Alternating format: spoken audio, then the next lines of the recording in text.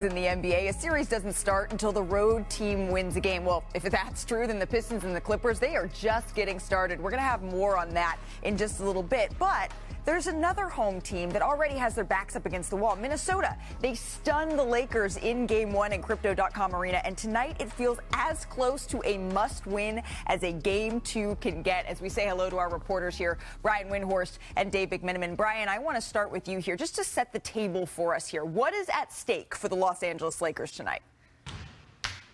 Well, you got to look at this, Malika. The realistic way to look at this is the Lakers really have two options to get the type of offense they're probably going to need against the Wolves.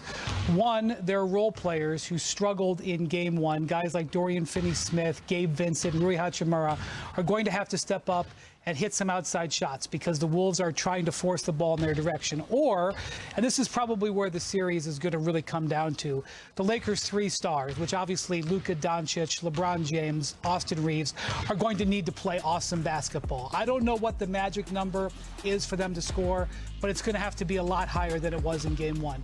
Those are really the two pathways for the Lakers to have success. They didn't really get success in those two pathways in Game 1. Minnesota, you know, is going to be smelling blood in this game. They need their star players or their role players to come up big. You mentioned LeBron James. Let's key in on that here, Dave, because the Wolves were able to limit LeBron to 19 points in 36 minutes in Game 1. Are the Lakers expecting them to be able to repeat that tonight? Well, listen, LeBron James has played more playoff games than any other player in league history. He certainly has the experience. He knows what it's like to make adjustments between a Game 1 and a Game 2 and find some success. But the Wolves came into this series, Malika, looking to try to limit LeBron James in the transition game. And certainly the Wolves dominated in Game 1. They won that battle 25-6. And they believe in a half-court setting, Julius Randle can compete with LeBron. I'm not saying he's going to win the battle every night. Not saying he's a better player than LeBron, but certainly that can be played somewhat to an even.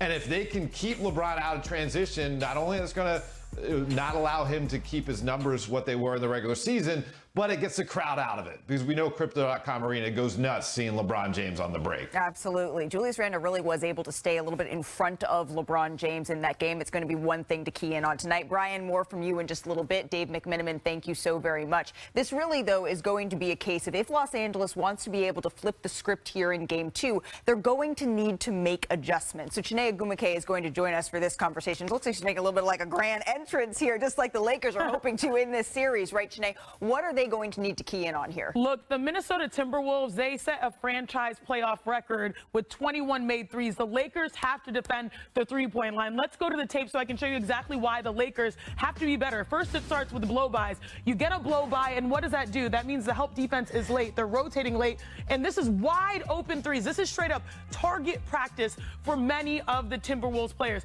Again, a brush screen, you know, a slip screen. Now that creates a lane, and you never help off of the corner side. You never help off of the strong side. You're reaching, and again, these are just wide open, easy threes. And last but not least, again, there's some more action here. 4 Lakers players are keyed in. Instead, you're supposed to be below defenders, and now you find another corner shooter. I think he had 4 threes, Naz Reid. So the Lakers, their number one thing is to take away the three-point shot. Yeah. I'm looking forward to J.J. Redick's adjustments. It's been their game plan all year, though. It feels like they've left three-point shooters and said, okay, if that's how you want to beat us, we're going to pack the paint. So they're going to need to make that adjustment there if they want to avoid becoming the 36th team in NBA history to lose the first 2 games of a best-of-7 series at home.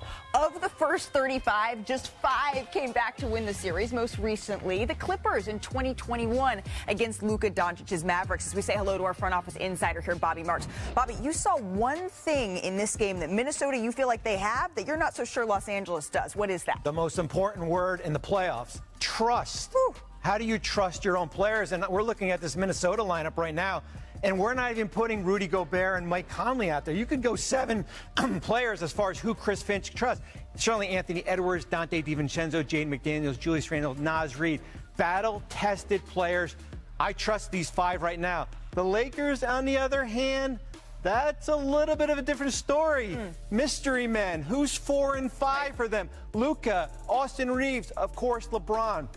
Who is those 4 and 5 players? Who does J.J. Redick trust as far as this group?